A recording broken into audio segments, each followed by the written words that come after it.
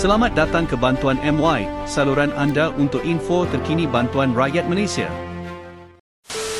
Berbaki kira-kira 2 minggu sahaja lagi sebelum umat Islam menyambut Hari Raya Aidilfitri. Dalam tempoh singkat ini, beberapa bantuan kewangan dijangka mula disalurkan bagi membantu rakyat membuat persiapan akhir menjelang perayaan. Berdasarkan semakan dan perkembangan semasa, terdapat 5 bantuan utama yang berpotensi dikreditkan sebelum Aidilfitri. Pertama, bayaran Fasa 2 Sumbangan Tunai Rahmah 2026 mengikut jadual asal. Pembayaran Fasa 2 STR 2026 ditetapkan pada April 2026. Namun jika melihat situasi tahun lalu, bayaran telah diawalkan sebelum Aidilfitri bagi meringankan beban penerima. Pada 2025, Aidilfitri disambut pada 31 Mac dan bayaran Fasa 2 ketika itu dikreditkan pada 24 Mac, iaitu sekitar seminggu lebih awal. Untuk 2026, Aidilfitri dijangka jatuh sekitar 20 atau 21 Mac tertakluk kepada pengumuman rasmi. Berdasarkan jangkaan tersebut, terdapat kemungkinan bayaran Fasa 2 STR 2026 disalurkan lebih awal, berpotensi antara 9 Mac hingga 16 Mac 2026. Walau bagaimanapun, tarikh rasmi hanya akan disahkan selepas pengumuman oleh Kementerian Kewangan Malaysia dan Lembaga Hasil Dalam Negeri Malaysia. Penerima dinasihatkan menunggu kenyataan rasmi bagi mengelakkan kekeliruan. Kedua, bantuan bulanan Jabatan Kebajikan Masyarakat.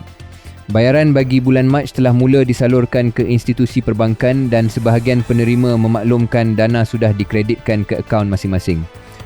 Namun seperti kebiasaan, tarikh penerimaan berbeza mengikut kawasan. Ada negeri yang menerima lebih awal, manakala ada yang sedikit lewat. Untuk maklumat lanjut mengenai kategori seperti bantuan warga emas, allowance pekerja orang kurang upaya dan bantuan am, orang ramai boleh merujuk laman rasmi Jabatan Kebajikan Masyarakat. Ketiga, program Budi Madani bagi subsidi diesel di Semenanjung Malaysia. Bagi penerima yang berstatus lulus, bayaran RM200 untuk bulan Mac dijadualkan dikreditkan pada 6 Mac 2026. Penerima baharu yang diluluskan pada Februari 2026 turut layak menerima bayaran tersebut. Bagi yang memilih kaedah tunai, pengeluaran boleh dibuat di cawangan Bank Simpanan Nasional. Keempat, Sumbangan Keperluan Asas Sarawak atau SKAS. Program ini melibatkan 3 fasa bayaran. Fasa pertama dijadualkan pada 10 Mac 2026. Kategori isi rumah menerima keseluruhan RM950 setahun yang diagihkan secara berperingkat. Warga emas tanpa pasangan menerima RM500 setahun. Manakala kategori bujang 21 hingga 59 tahun menerima RM300 setahun. Bayaran diagihkan mengikut pecahan setiap fasa.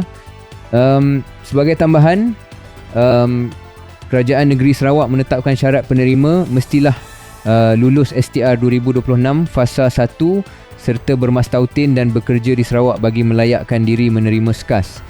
Kelima, Program Sentuhan Kasih Rakyat Sabah atau SYUKUR. Setakat ini, bayaran disahkan akan dibuat sebelum Aidilfitri, namun tarikh rasmi masih belum diumumkan. Penerima dinasihatkan untuk terus mengikuti hebahan rasmi daripada Kerajaan Negeri Sabah bagi mendapatkan kepastian.